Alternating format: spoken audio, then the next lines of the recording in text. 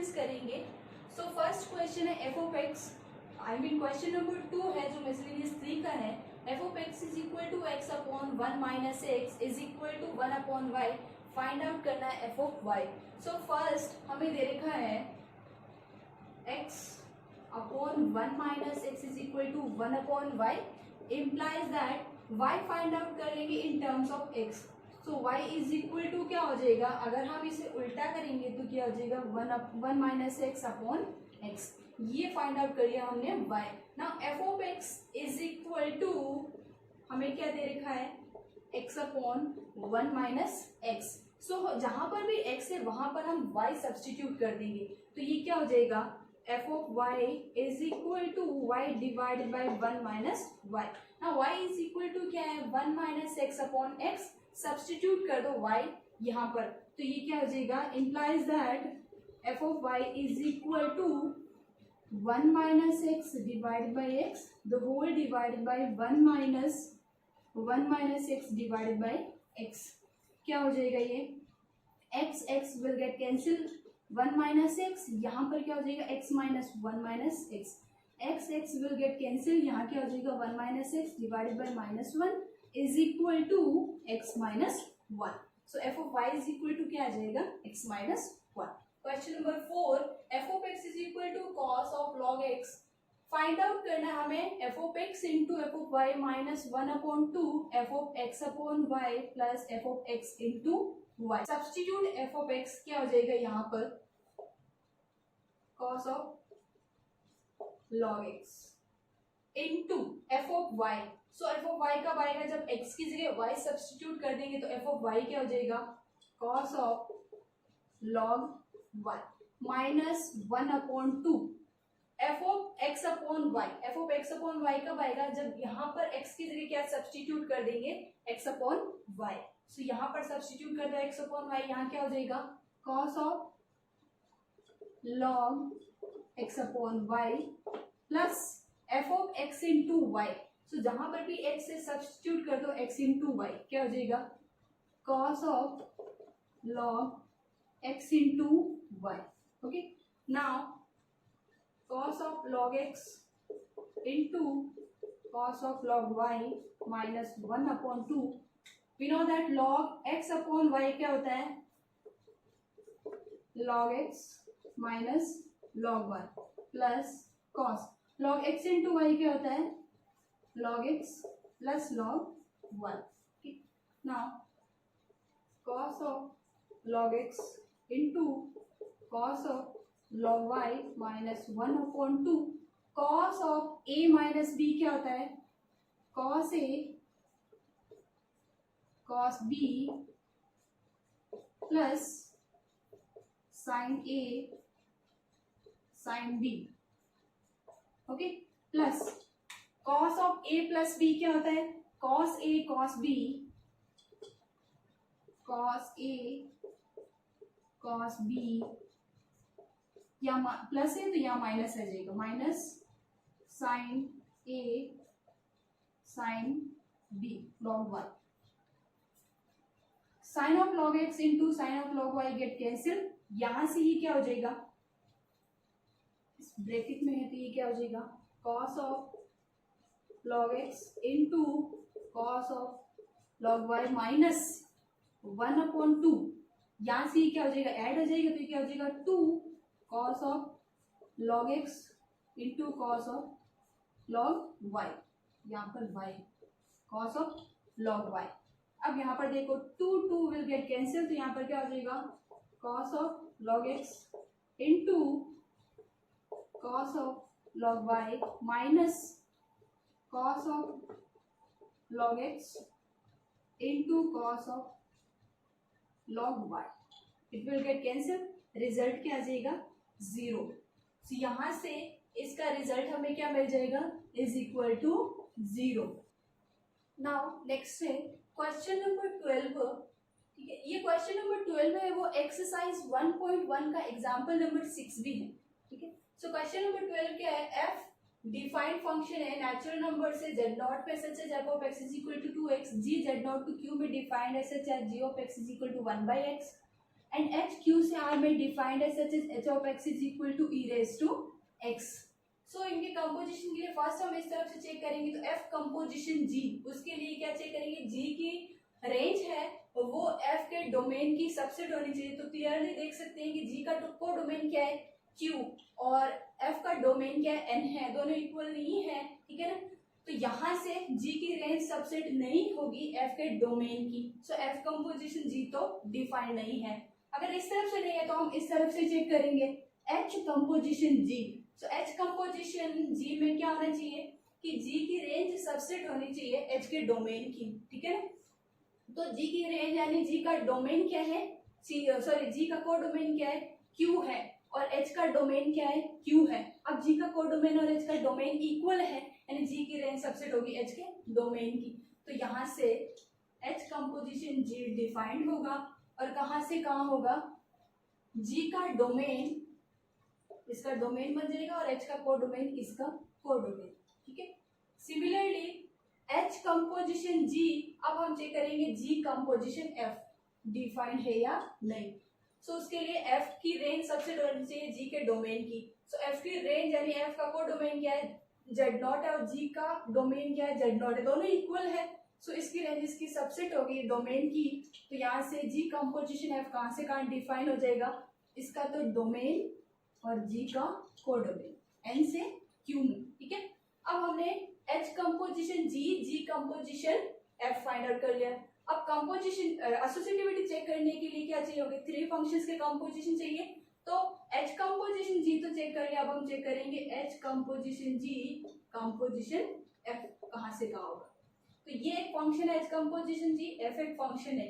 तो देखो f की रेंज सबसेट होनी चाहिए h कंपोजिशन g के डोमेन की. सो f का को डोमेन z नॉट है और इसका डोमेन z नॉट है. तो ये क्या हो जाएगा, इसकी रेंज इसके डोमेन की सबसेट हो जाएगी. ये फंक्शन कहाँ से कहाँ हो जाएगा n to r, ठीक है. नाउ इसी प्रकार हम f g h, तो h composition g composition f कहाँ से कहाँ होगा, इसकी रेंज इसके डोमेन की सबसेट होनी चाहिए. सो इसके रेंज यानी इसका को डोमेन क्या है q है और इसका डोमेन क्या है q है, दोनों इक्वल है. तो यहाँ से डिफाइंड होगा और कहाँ से कहाँ होगा, g कंपोजिशन f का डोमेन n है और इसका को डोमेन r है, n टू r में डिफाइंड होगा. नाउ इसका एलएचएस पार्ट हम चेक करेंगे. h composition g composition f और x एसोसिएटिविटी के लिए. तो यहाँ से क्या हो जाएगा, h composition g of f of x क्या हो जाएगा, यहाँ से f of x substitute f of x, तो ये क्या हो जाएगा h composition g of 2x और h of g of 2x. Substitute जहां पर भी g ऑफ x है, यहाँ पर g ऑफ x में वहां पर 2x सब्स्टिट्यूट करना, तो ये क्या हो जाएगा h of 1/2x. Now h of x में x की जगह सब्स्टिट्यूट करना है 1/2x, ये क्या हो जाएगा e raise to 1/2x. Now इसका second part right hand side क्या हो जाएगा, h composition g composition f of x is equal to h of g composition f of x. हाँ ये क्या हो जाएगा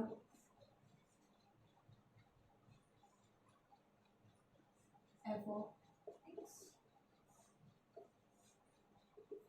h of g of substitute f of x क्या है 2x,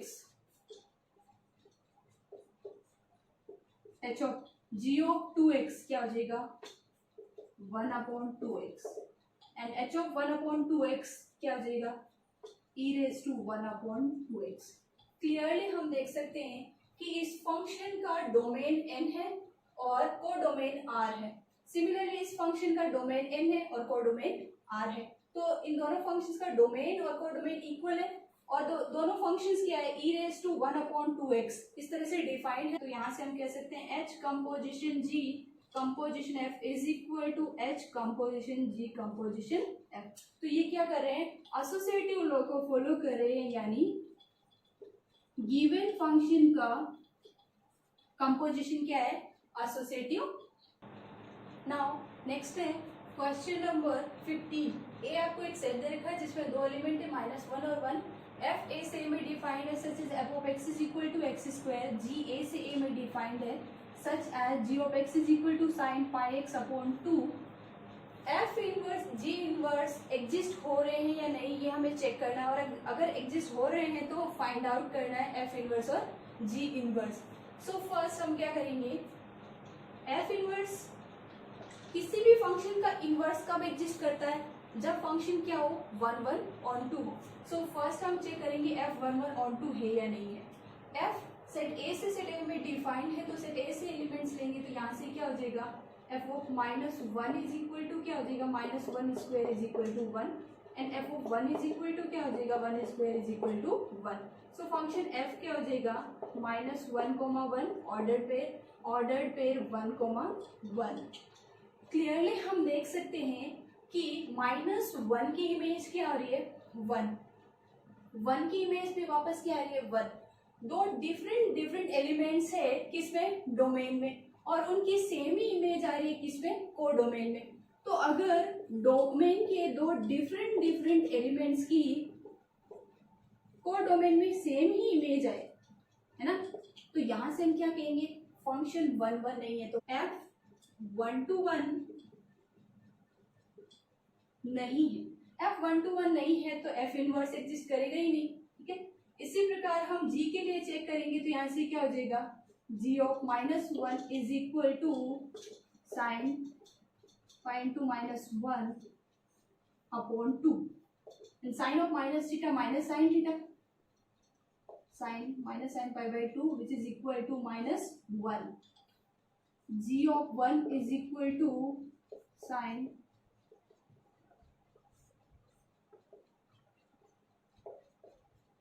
which is equal to 1। so ये function g क्या हो जाएगा -1, -1 and ordered by 1, 1। Now clearly हम देख सकते हैं कि -1 की इमेज क्या आ रही है -1 और 1 की इमेज क्या आ रही है 1।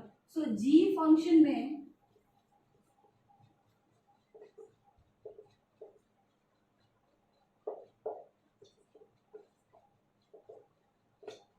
-1 की इमेज -1 आ रही है और 1 की इमेज 1 आ रही है, यानी डिफरेंट एलिमेंट्स की और डोमेन में डिफरेंट इमेज आ रही है। सो ये फंक्शन क्या हो जाएगा 1 1 हो जाएगा। अब हम ऑन टू के लिए उल्टा चेक करेंगे तो को डोमेन के डिफरेंट एलिमेंट की डोमेन में डिफरेंट प्री इमेज आ रही है और ईच एलिमेंट की प्री इमेज मिल रही है, तो फंक्शन क्या हो जाएगा ऑन टू हो जाएगा। तो फंक्शन 1 to 1 भी हो रहा है और ऑन टू भी हो रहा है, दैट मीन्स जी इनवर्स क्या करेगा एग्जिस्ट करेगा। सो यहाँ से जी इनवर्स क्या हो जाएगा g of x is equal to y मान के चलते, that implies that g inverse of y is equal to x. Now substitute g of x क्या हो जाएगा sine of pi x divided by 2 is equal to y, और pi x divided by 2 is equal to sine inverse y. यहाँ से x क्या हो जाएगा 2 divide by pi sine inverse y। Substitute x here, तो यहाँ से क्या हो जाएगा g inverse of y is equal to 2 divided by pi sine inverse y, और y को अगर x से रिप्लेस करते तो यहाँ से क्या हो जाएगा g inverse of x is equal to 2 by pi sine inverse of x। G inverse function इस तरह से हो जाएगा और ये कहाँ से कहाँ होगा वापस ए से ए में हो जाएगा इस तरह से। नाउ नेक्स्ट है एग्जाम्पल नंबर 13 एक्सरसाइज 1.3 का। मैंने ये एग्जाम्पल नहीं बताया था, होमवर्क के लिए दिया था। कुछ स्टूडेंट्स को ये एग्जाम्पल नहीं समझ में आया इसलिए मैं अभी बता रही हूँ, उसको अच्छे से समझ लेना। एस जो है वो ABCD का सेट दे रखा है, जहाँ पर ABCD खुद क्या है सेट से, यानी सेट्स का सेट दे रखा है, फैमिली ऑफ सेट बोलते हैं इसे। तो S क्या है फैमिली ऑफ सेट्स दे रखा है हमें, जहाँ पर A इज इक्वल टू 5 है एम्प्टी सेट है, B is equal to 2 elements का सेट है, C दे रखा और D दे रखा है। क्या पूछा है समुच्चयों का यूनियन S में द्विआधारी संक्रिय, यानी गिवन सेट्स का यूनियन S में बाइनरी ऑपरेशन है और इंटरसेक्शन नहीं है, ये हमें प्रूव करना है। तो हम जानते हैं बाइनरी ऑपरेशन क्या होता है।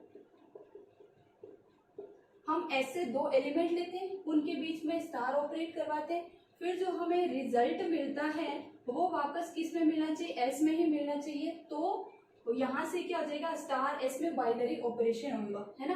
अब ये यूनियन एस में बाइनरी ऑपरेशन कब होगा, जब हम दोनों सेट्स कहाँ से लेंगे, एस से ही लेंगे, दोनों का यूनियन करवाएंगे और फिर जो हमें उसका रिजल्ट मिलता है यानी रिजल्टेंट सेट जो मिलता है वो वापस किस में होना चाहिए, एस में ही होना चाहिए, तभी यूनियन एस में क्या हो जाएगा, बाइनरी ऑपरेशन हो जाएगा। सो फर्स्ट हम सेट ए का सब सेट्स के साथ यूनियन ले लेते हैं, यानी ए यूनियन ए। ए क्या है, 5 है, एम्प्टी सेट है, तो एम्प्टी सेट का एम्प्टी सेट के साथ जब यूनियन करेंगे तो 5 मिलेगा वापस। सिमिलरली ए यूनियन बी, ना ए यूनियन बी, ए क्या एम्प्टी सेट है और बी क्या है, ए कोमा बी, दोनों का यूनियन। आई होप आपको यूनियन पता हो। यूनियन का मतलब कि दोनों सेट्स में से सिमिलर एलिमेंट्स ले लेते हैं ना, दोनों में से जो भी एक एक बार सारे एलिमेंट्स ले लेते हैं। तो यहाँ से क्या हो जाएगा, ए कोमा बी।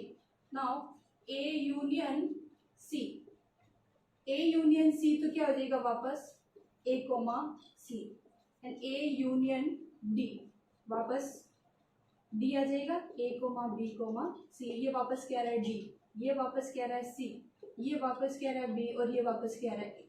तो देखो दोनों एलिमेंट्स मैंने सेट एस से लिए, दोनों ही सेट एस से लिए, जो रिजल्टेंट यूनियन के बाद जो रिजल्टेंट सेट मिलता है वो भी सेट एस में है ना। तो इस belongs to S, belongs to S, belongs to S और बिलोंग्स टू एस। ये तो हो गया सिर्फ ए के लिए। अब हम चेक करेंगे बी के लिए सारे पॉसिबल। सो बी यूनियन बी, बी का बी के साथ जब आप यूनियन करवाओगे तो वापस क्या मिलेगा, ए कोमा बी मिलेगा, यानी बी मिलेगा, belongs to S. B union A check करने की जरूरत नहीं क्योंकि हमने ए यूनियन बी चेक कर लिया, और आपको पता होना चाहिए कि A union B is equal to क्या होता है, बी यूनियन ए। यानी यूनियन है, गिवन सेट्स का जो यूनियन है वो उस सेट में एसोसिएटिव भी होता है और कम्यूटेटिव भी होता है। नाउ सो यहाँ से क्या हो जाएगा, बी यूनियन ए, वापस हमें क्या मिल जाएगा बी, और किस में है, एस में है। Now B union C, B union C क्या हो जाएगा, बी और सी का यूनियन करवाओगे तो A comma B comma C, जो हमारा क्या है सेट डी, एस में है। Now B union D, B और डी का जब यूनियन करवाओगे तो वापस क्या आएगा, A comma B comma C आएगा, जो क्या है सेट डी, एस में है। नाउ अब हम चेक करेंगे सी के लिए, सी यूनियन सी, तो सी यूनियन सी वापस क्या आएगा, सी आएगा, so it belongs to S. Now C union A, C union A check करने की जरूरत नहीं क्योंकि हमने ए यूनियन सी चेक कर लिया, वापस क्या है सी, तो सी यूनियन ए भी क्या आएगा, C, belongs to S.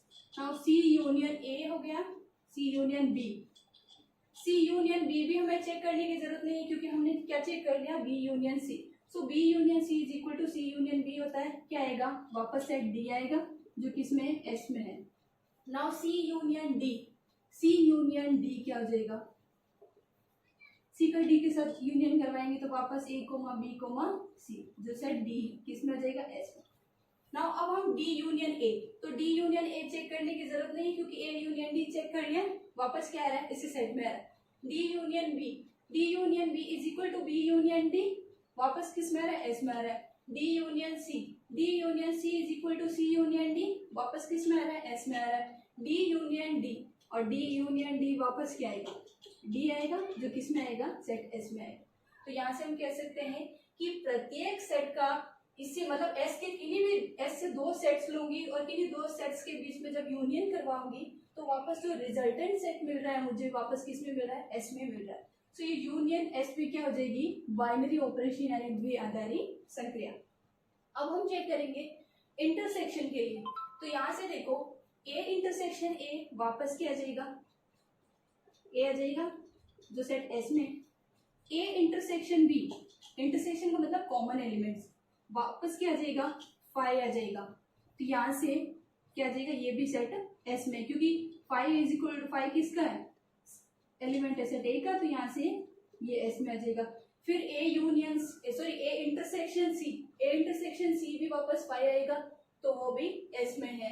A intersection D, वापस ए ही आएगा, वो भी एस में। अब हम चेक करेंगे B intersection A intersection B, same ही होगा। बी इंटरसेक्शन बी, वापस बी आएगा, सेट एस में होगा। बी इंटरसेक्शन सी, वापस क्या आएगा, देखो B intersection C, B intersection C, मतलब बी और सी में से जो कॉमन एलिमेंट्स है, कॉमन एलिमेंट्स क्या है, सिंगलटन सेट ए। अब ये सिंगलटन सेट ए, कौन सा भी एक सेट डिफाइंड नहीं है, ए तो ये है, बी ये है, सी इस तरह से, डी इस तरह से, ये तो कौन सा भी सेट डिफाइंड नहीं है, तो ये किस में नहीं आएगा, एस में नहीं आएगा। तो यहां से does not belongs to S, this singleton set does not belongs to S. तो इंटरसेक्शन एस में क्या नहीं होगा, एक बाइनरी ऑपरेशन नहीं होगा। तो इस तरह से आई होप आपको ये एग्जाम्पल अब क्लियर हो गया हो, ठीक है। अगर आपको ये वीडियो पसंद आया है तो like, subscribe and share. SJ maths.